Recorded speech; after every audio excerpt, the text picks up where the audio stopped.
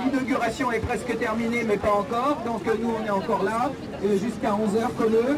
Et donc, je passe la parole à Pierre pour droit devant, que je remercie d'avoir appelé à ce rassemblement, alors que l'ensemble des autres associations, organisations, partis n'ont pas jugé utile en ce jour d'ignominie d'appeler à quoi que ce soit. Et je pense d'ailleurs que ça fait plus d'1 mois qu'on est au courant que de cette double provocation, hein, du fait qu'on va inaugurer une promenade Ben Gourion du nom du fondateur de l'État d'Israël sur la terreur, du chef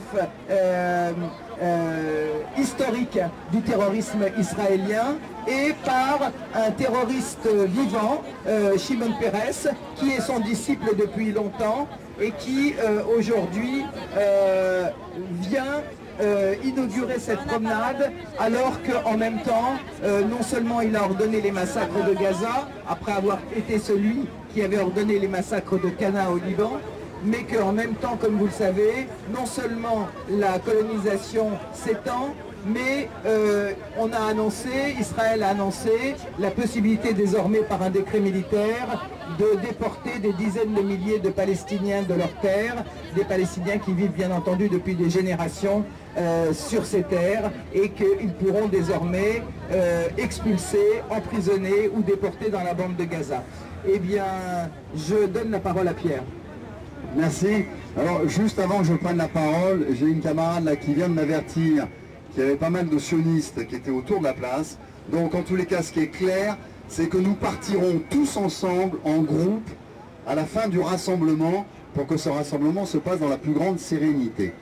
Donc, juste quelques mots pour dire que quand même, quel cynisme, quel côté provocateur de Bertrand Delanoë, aujourd'hui, d'inaugurer une place Ben Gourion. Lorsqu'on sait que Ben Gourion est l'artisan, un des architectes principaux de cette idéologie sioniste qui nie et bafoue les droits élémentaires du peuple palestinien.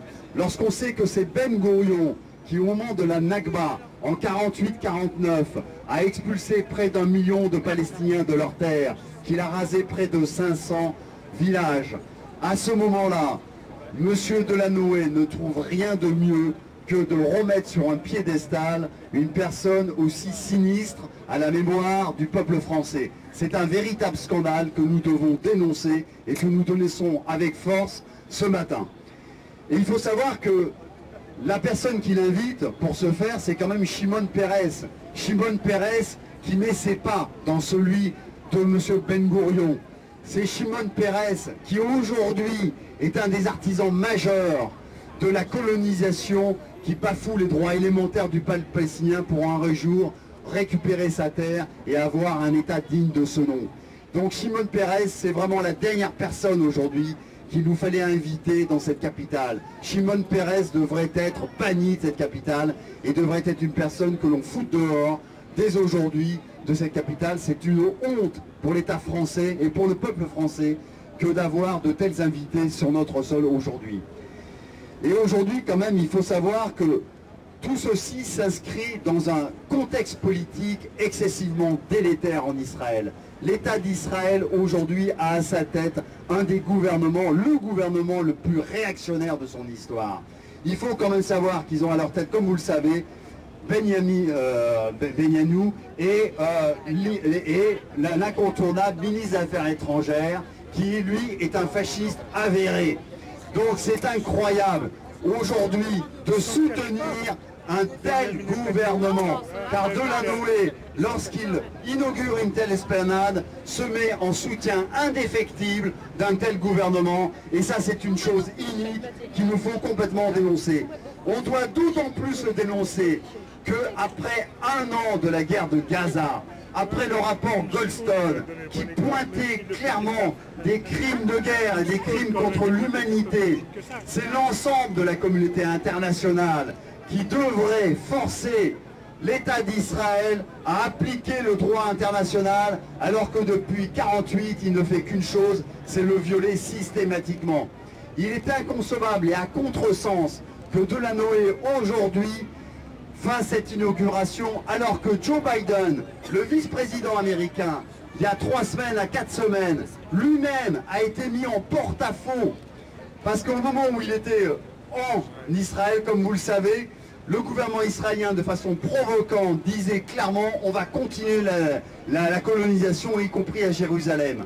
Et au moment où même l'allié indéfectible américain est en train peut-être de chanceler, je dis peut-être parce que nous ne faisons pas d'illusions, à ce moment-là, Delano, un des dignitaires quand même, non pas de ce gouvernement, mais de la classe politique française, est en train de remettre en selle ce gouvernement israélien. C'est proprement inadmissible et ça doit être condamné en tant que tel. Donc ne nous faisons pas d'illusions. Au moment où la communauté internationale, dans sa grande lâcheté, ne trouve rien à redire à la politique inique du gouvernement israélien, et où même la communauté européenne rehausse les accords avec Israël, nous n'avons rien à attendre de ces gouvernements. Par contre, ce que nous devons faire, c'est foutre une pression sur ces gouvernements, et les seuls qui sont en capacité de changer la donne, ce sont les opinions publiques internationales dont nous faisons partie. Et il y a un excellent outil aujourd'hui dont nous devons nous saisir, c'est la campagne BDS, boycott, désinvestissement, sanctions. Partout en France et dans beaucoup de pays européens, cette campagne commence à prendre de l'ampleur.